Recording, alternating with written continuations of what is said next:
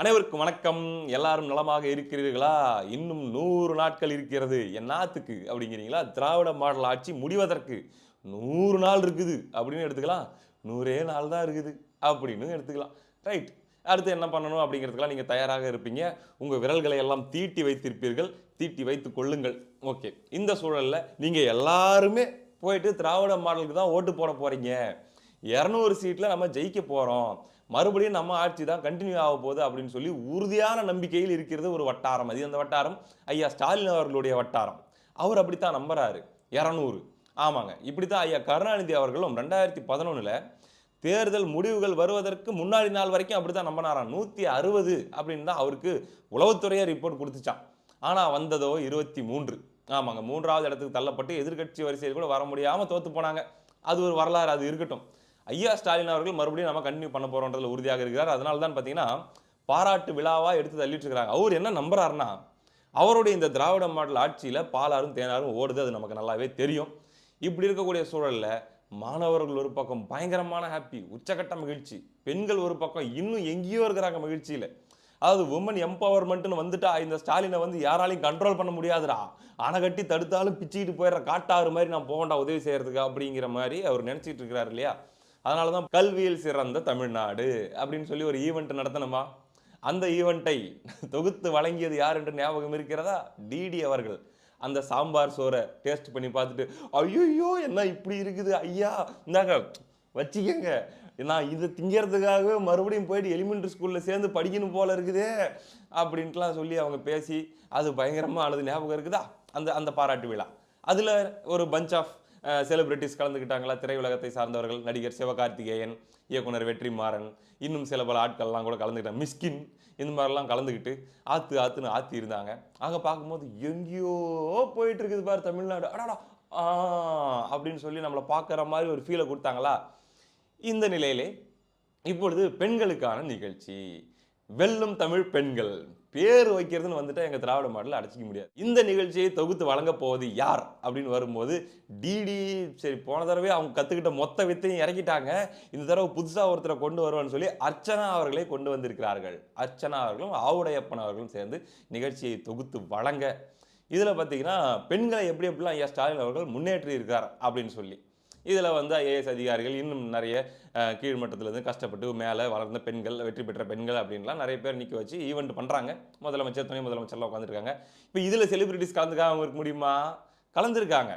இதுல பார்த்தீங்கன்னா, ஐயா சத்யராஜ் அவர்கள், சத்யராஜ் அவருடைய மகள், எப்பா அவங்களும் செலிபிரிட்டியான்னா? அஃப்கோர்ஸ் ஆமா.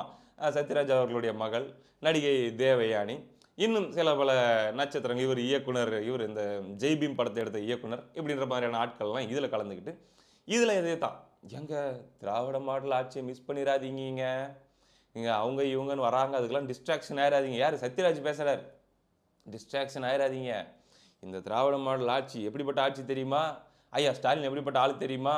ஆ தமிழ்நாட்டின் ஒரு அரணாக, ஒரு கேடயமாக, ஒரு கவசமாக இருந்து கொண்டிருக்கிறார். தம்பி, அவரா சொன்னாரா? இல்ல நீயே அடிச்சு விடுறியாங்கிறீங்களா? ப்ரூஃபோட ப்ரூவ் பண்ணிருவேன். இருங்க. தமிழ்நாட்டின் அரணாக, கேடயமாக, கவசமாக விளங்கிக் கொண்டிருக்கும் தமிழ்நாடு முதலமைச்சர் மாண்புமிகு ஸ்டாலின் அவர்கள். அடுத்ததாக அவருக்கு போர்ப்படை தளபதியாக உதயநிதி ஸ்டாலின் அவர்கள் இருக்கிறார். தெரியுமா தெரியாதா? அப்படின்னு சொல்லி அவர் பேசியிருக்காருங்க. போட்டு காட்டுறோம் பாருங்க. அவருடன் தோளோடு தோள் நின்று போர்ப்படை தளபதியாக விளங்கும் துணை முதலமைச்சர் உதயநிதி ஸ்டாலின் அவர்களுக்கும் சொல்லியிருக்காரா? அது போக அவருடைய மகள் திவ்யா சத்யராஜ் அவர்கள்கிட்ட கேட்குறாங்க. அந்த ஈவெண்ட்டுக்கு வந்திருக்கீங்களே, இதை பத்தி நீங்க என்ன நினைக்கிறீங்க? அப்படின்னு கேட்கும்போது அவங்க, நான் திமுகவில் இருக்கிறேன் என்பதை நினைக்கும் போது ஒவ்வொரு நாளும், ஒவ்வொரு மணி நேரமும், ஒவ்வொரு நிமிஷமும், ஏன் ஒவ்வொரு நொடியும் அசிங்கமா இருக்குதா? அப்படின்னா இல்லை, கர்வமா இருக்குது அப்படின்னு சொல்லி அவங்க பேசியிருக்காங்க. ஒரு பொண்ணா திமுகவில் இருக்கிறத நினச்சி ஒவ்வொரு நாளும், ஒவ்வொரு நொடியும், ஒவ்வொரு நிமிஷமும் ரொம்ப ரொம்ப கர்வப்படுறேன். அப்படியே போனோம்னா மேடையில் அர்ச்சனா அவர்கள் கூப்பிடுறாங்க, தமிழ்நாட்டில் இருக்கக்கூடிய அதிகாரிகள் எல்லாரும் மேடைக்கு வாங்க அப்படின்ட்டு. அமுதா ஐஏஎஸ்லேருந்து இன்னும் பல அதிகாரிகள்லாம் மேடையில் வராங்க. அப்போ அந்த ஆங்கர் அர்ச்சனா அவர்கள் கேட்குறாங்க அமுதா ஐஏஎஸ் கிட்ட, நீங்கள் இந்த தருணத்தை எப்படி உணர்றீங்க? இப்படியெல்லாம் நீங்கள் நிற்கிறீங்களே இன்னைக்கு, ஒரு ஐஏஎஸ் ஆக, ஒரு ஐபிஎஸ் ஆக, இன்னும் பல அதிகாரிகளாக. இதுக்கெல்லாம் காரணம் யாரு? எப்படி இப்படி எம்பவர் ஆகி எல்லாம் பெண்கள்லாம் நிக்கிறீங்க அப்படின்னு கேட்டா, அதுக்கு அவங்க ஒரு பதில் சொல்றாங்க பாருங்க. அதாவது நம்முடைய முதலமைச்சரோ, துணை முதலமைச்சரோ, அமைச்சர்களோ இந்த மக்கள்கிட்ட போறாங்க இல்லைங்க மக்களை பார்க்கறதுக்கு. அப்ப மக்கள் சொல்லக்கூடிய கருத்துக்களை, அவர்களுடைய பிரச்சனைகளை காது கொடுத்து கேட்கறாங்க.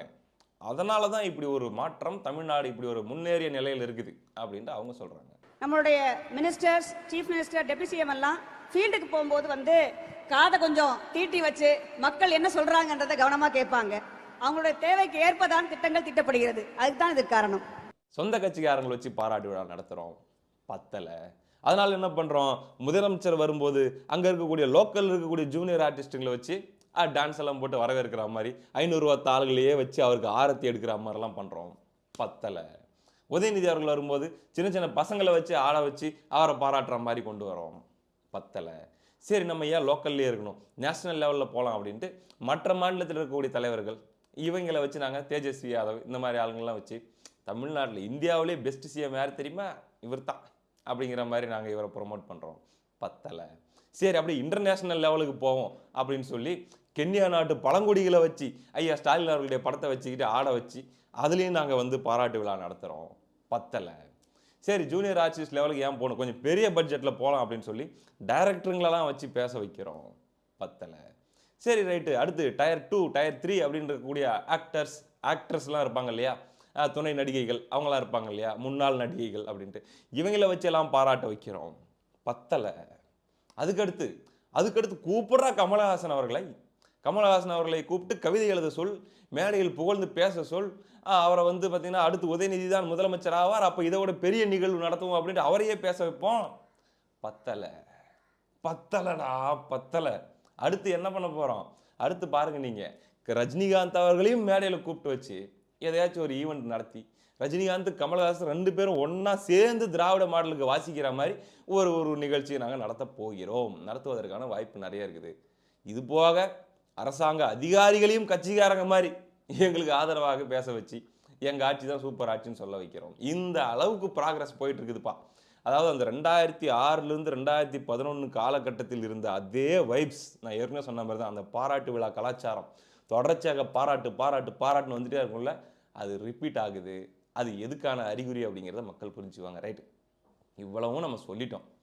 இப்போ அப்படியே கட் பண்ணி ரியாலிட்டிக்கு போவோம். இது வரைக்கும் நம்ம பார்த்தது மாய உலகம், அப்படியே பார்க்க ஒரு மாதிரி இருக்குது இல்லை, எமோஷன் ஆகுது இல்லை. பேக்ரவுண்டில் வந்து அந்த மாதிரி ஜெய்பீமில் வர அந்த பாட்டெலாம் இருக்குல்ல, தலை கோதும் இளங்காத்து செய்தி சொல்லி வரும், அந்த மாதிரி மியூசிக் எல்லாம் போட்டு ஐயா ஸ்டாலின் அவர்களுக்கு வந்து ஒரு எமோஷ்னலான ஒரு மாதிரி அப்படியே வயலின் வாசிக்கிற மாதிரியான பேக்ரவுண்ட் ஸ்கோர்லாம் கொடுத்து அதுக்கேற்ற மாதிரி பெண்கள்லாம் மேடையில் வந்து கண்ணீர் சிந்தி அவர்களுடைய கண்ணீர் கதைகளை சொல்லி அதுக்கப்புறம் வந்து கூட வர்ற செலிபிரிட்டிஸ்லாம் வந்து இதெல்லாம் பார்க்கும்போது எனக்கு இந்த மாதிரி ஒரு முதலமைச்சர் கிடைப்பாரா அப்படிங்கிற அதெல்லாம் நம்ம பார்த்துட்டோம் இல்லையா. இது மாய உலகம். கட் பண்ணி அப்படியே ரியாலிட்டி போகலாமா. 2 காட்சிகள் இந்த நிகழ்வு நடந்த அதே நாளில் அல்லது அதுக்கு முன்னாடி நாள் அல்லது சில மணி நேரங்கள் வித்தியாசங்களில் நடந்த 2 காட்சிகளை நம்ம பார்க்க போகிறோங்க. முதல் காட்சியை பார்த்துருங்க. சென்னை மெரினா கடற்கரையில் நடந்த ஒரு நிகழ்வு.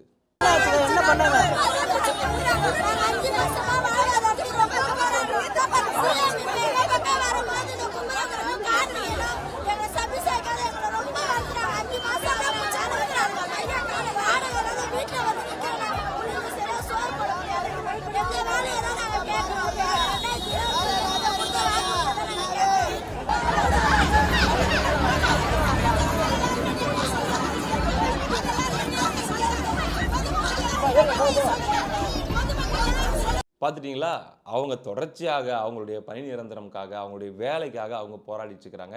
எத்தனை நாட்களாக நடந்து கொண்டிருக்கிறது உங்களுக்கு தெரியும். அது இப்போ மீண்டும் கைது அப்படின்னு சொல்லி ஒரு விஷயம் போயிருக்குதா. அதில் அந்த பெண்கள் கதறி கொண்டிருக்கிறார்கள் அல்லவா, அடி விழுந்திருக்குது. அந்த அடி விழுந்த காயத்தை காட்டிக்கிட்டு அந்த அம்மா கதறாங்க இல்லையா. இப்போ இதை பார்த்துட்டீங்க. மறுபடியும் இந்த இடத்துல அப்படியே சத்யராஜ் சொன்ன ஒரு குறிப்பிட்ட ஸ்டேட்மெண்ட்டை நீங்கள் இப்போ கேட்கணும்.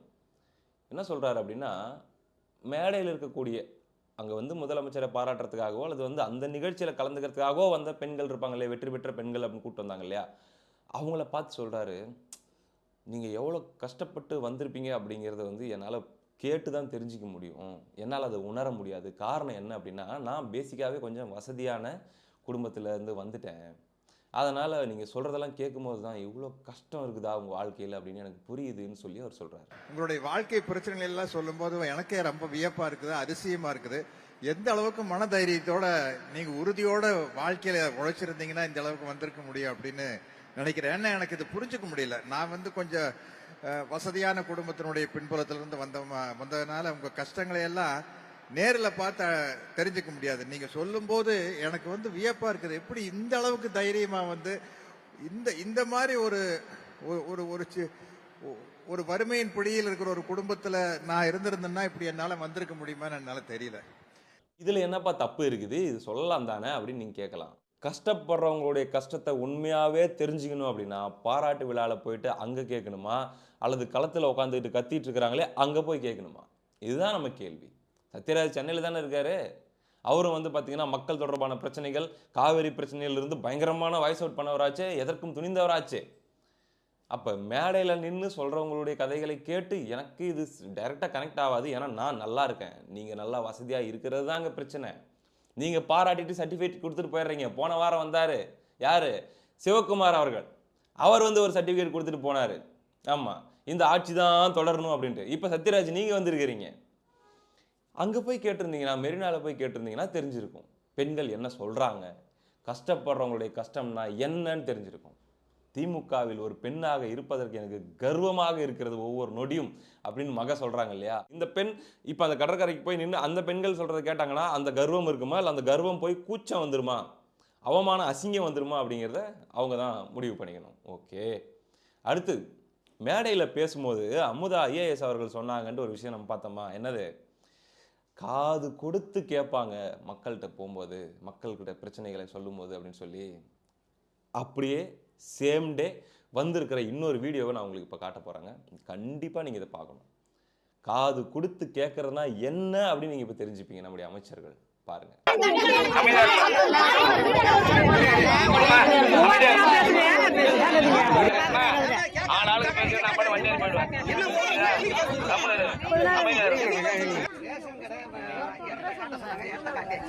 பக்கத்துல இருக்கிறவன் ஆக்கிரமிப்பு பண்றாங்க. நீங்க தான் எடுத்து கொடுக்கணும். நீ தான் எடுத்து கொடுக்கணும். உள்ளூர் நீ தான் பெரிய மனுஷன், நீ எடுத்து கொடுக்கணும். இல்லங்க இல்லங்க, நீங்க தான் பெரிய மனுஷன். அந்த ஊர்ல நாங்க பெரிய மனுஷன், யார் எடுக்க முடியும்? அரசாங்கம் தான் கேட்கணும். இல்ல இல்லங்க, சொல்றதை கேளுங்க. சொல்றதை கேளுங்க. குரலை உயர்த்துறதுனால நீ பெரிய மனுஷன் கிடையாது. சொல்றதை கேளு. நீங்க தானே இப்ப அந்த இவ்வளவு பேசுற. நீ அந்த ஊர்ல ஏன்டா அப்படி தப்பு பண்றேன்னு கேட்கணுமா இல்ல? அந்த ஊர்ல நாங்க அடிச்சிட்டு போவோம். அடிக்கிறது இல்லைங்க, அடிச்சுக்கிறது இல்ல. ஏன்டா செய்யணும்னு கேட்கணுமா இல்ல? இவர்தான் திட்டக்குடி தொகுதியை சேர்ந்த அமைச்சர் CV கணேசன். தொழிலாளர் நலன் மற்றும் திறன் மேம்பாட்டு துறை. ஆமாங்க, அந்த துறையில் இவர் அமைச்சராக இருக்காரு. அவர் அங்கே போய் மக்கள்கிட்ட நிற்கிறாரு. அங்கே இருக்கக்கூடிய பெண்கள் ஒவ்வொருத்தரும் ஒவ்வொரு பிரச்சனை சொல்கிறாங்க. மேடையில் பார்க்கும்போது எவ்வளோ அழகாக இருந்துச்சு. அப்படியே ஒரு மாதிரி எங்கேயும் மிதக்கிறோன்ற ஃபீல் வந்துச்சா. இதுதான் ரியாலிட்டி, இதுதான் உண்மை, இதுதான் ஒவ்வொரு ஊரில் இருக்கிற நிலைமை. இங்கே இப்போ அமைச்சர்கள் போகிறாங்க அப்படின்னா இப்படி தான் அவங்க மக்களை நடத்துகிறாங்க, இப்படி தான் மக்கள்கிட்ட அவங்க உரையாடுறாங்க. காது கொடுத்து கேட்காம ஏய் பேசினேன்னா ஏறி போயினே இருப்பேன் வண்டியில் அப்படிங்கிறாங்க. அது போக ஒருத்தர் ரேஷன் கடை சம்மந்தப்பட்ட ஒரு பிரச்சனை சொல்ல, அதெல்லாம் நீ பார்த்துக்க, எங்கிட்ட எதுக்கு சொல்கிற, நீங்களே ஊர் பெரிய மனுஷங்க 4 பேர் சேர்ந்து அப்படியே பார்த்துக்கங்க, அப்புறம் எதுக்கு ஓட்டு போட்டு உங்களை தேர்ந்தெடுத்தோம்? மக்கள் பிரச்சனையை திராவிட மாடல் அரசாங்கம் காது கொடுத்து கேட்குது அப்படின்னு சொன்னாங்க பாருங்க நம்ம அதிகாரி, அவங்க IAS அதிகாரி. எப்படி காது கொடுத்து கேட்குறாங்க பார்த்தீங்களா. இது எல்லாமே பாருங்க, இந்த விழா, இந்த மெரினா கடற்கரை சம்பவம், இந்த அமைச்சர் CV கணேசன் அவர்களுடைய நிகழ்வு, இது எல்லாமே ஒரே நாளில் நடந்தது. எவ்வளோ பெரிய கூத்து பாருங்களேன். அங்கே சொல்லப்பட்ட, பேசப்பட்ட, பாராட்டப்பட்ட விஷயங்களுக்கும் இங்கே நடந்து கொண்டிருக்கிற நிஜத்தில் களத்தில் நடந்து கொண்டிருக்கிற விஷயங்களுக்கும் எவ்வளோ வித்தியாசம் பாருங்க. ஆனால் முதலமைச்சருக்கோ துணை முதலமைச்சருக்கோ இது அவர்களுக்கு தாக்கத்தை ஏற்படுத்தாது. இதனால் நமக்கு ஓட்டு குறைஞ்சிரும் அப்படின்னு அவங்க நினைக்கிறதில்ல. எப்படி எப்படி பாராட்டுறாங்க பாரு, பெரிய பெரிய ஆளுங்களாம் டிடி எப்படி பாராட்டுறாங்க பாரு நம்மளை, அர்ச்சனா எப்படி பாராட்டுறாங்க பாரு நம்மளை, அதனால நம்ம ஜெயிச்சிருவோம், ஓட்டா உழ போகுது அப்படின்னு நம்பிட்டு இருக்கிறாங்க. உங்கள் நம்பிக்கை அப்படியே இருக்கட்டும், அது நல்லது தான். அந்த நம்பிக்கையை நீங்கள் தளர விட்டுறாதீங்க. இன்னும் 100 நாள் தான். என்ன நடக்கப் போகிறது என்பதை பொறுத்திருந்து பார்ப்போம். அடுத்த காணொலியில் சந்திப்போம். நன்றி.